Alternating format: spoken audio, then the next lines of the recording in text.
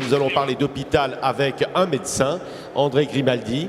Vous êtes médecin à la PHP ici et vous êtes très investi, je le disais, dans les débats sur l'avenir et l'organisation de notre système de santé.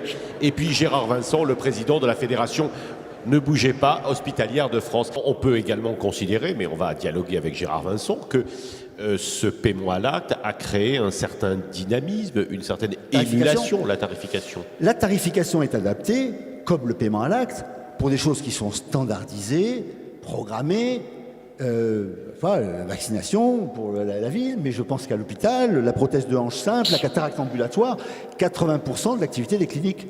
Le paiement à l'acte, qui est inadapté à la maladie chronique en médecine de ville, je le dis bien qu'hospitalier, et je pense que les médecins de ville ont tout à fait le droit de dire toutes les critiques qu'ils veulent sur l'hôpital, on nous l'a appliqué à l'hôpital par la tarification de l'activité.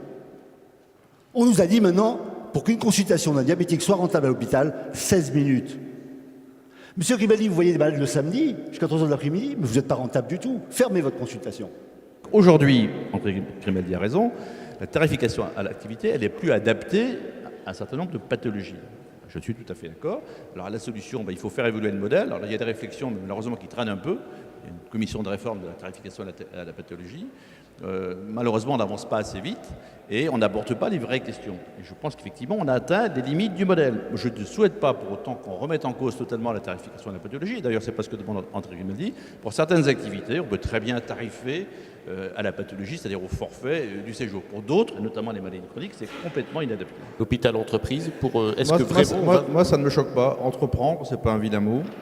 D'ailleurs, une partie d'entre vous allez travailler, d'autres sont installés en ville, d'autres travailleront à l'hôpital. Les cliniques privées revendiquent d'être des entreprises. Alors l'hôpital n'est peut-être pas une entreprise comme une autre, mais pour moi, c'est une entreprise de service public. Et ça ne me choque pas de le dire. Le médecin devient un ingénieur qui respecte des procédures, qui applique des recommandations. Donc la médecine devient industrielle, donc l'hôpital devient une entreprise. Gérons l'hôpital comme une entreprise, c'est HPSC. En face, on a quoi?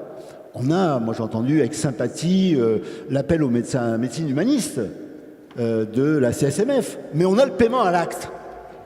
Le paiement à l'acte ne tient pas pour la maladie chronique.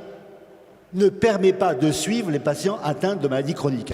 Est-ce qu'il y a des craintes de baisse budgétaire à l'hôpital, donc à la fois de moins de moyens, et puis d'ailleurs Madame Touraine a rappelé le film Hippocrate, on voit bien que ce n'est pas le luxe. Hein. Alors, bon. Et d'autre part, évidemment, des baisses de moyens en termes de personnel. Et puis Grimaldi dira également ce qu'il en pense, s'il veut bien. Moi qui suis là pour défendre l'hôpital public, le service public hospitalier, je peux vous dire qu'il n'y a pas assez de moyens. Et il n'est pas question d'accepter qu'on diminue les moyens de l'hôpital. Ça a été rappelé également tout à l'heure, le budget de la santé, et donc celui des hôpitaux, l'an prochain, va progresser de 2%. On va donc réduire la durée de séjour. Le patient va rentrer le matin, va sortir le soir. Il n'est pas normal qu'on dise, puisqu'on aura moins de lits en chirurgie, pas de la médecine, puisqu'on aura moins de lits, on peut peut-être faire des économies de personnel qui pourront être utilisées par ailleurs. Donc ce n'est pas un sujet de tabou. L'emploi à l'hôpital ne peut pas être un sujet tabou. L'hôpital, même s'il n'est pas une entreprise, c'est une organisation qui doit évoluer, qui évolue. Enfin, l'hôpital que je vois aujourd'hui, ce n'est pas celui que j'ai connu au début de ma carrière, il y a 40 ans. Il n'a rien à voir. Et celui dans 40 ans ne ressemblera pas à celui d'aujourd'hui. Aujourd'hui, ma génération a été incapable de penser le changement du système de santé. Les médecins ne peuvent le penser qu'en s'associant avec des économistes, des sociologues, des gestionnaires, des politiques. Il faut travailler collectivement. Il faut qu'on sorte de ce corporatisme où on ne discute qu'entre médecins pour pouvoir penser une réforme du système de santé.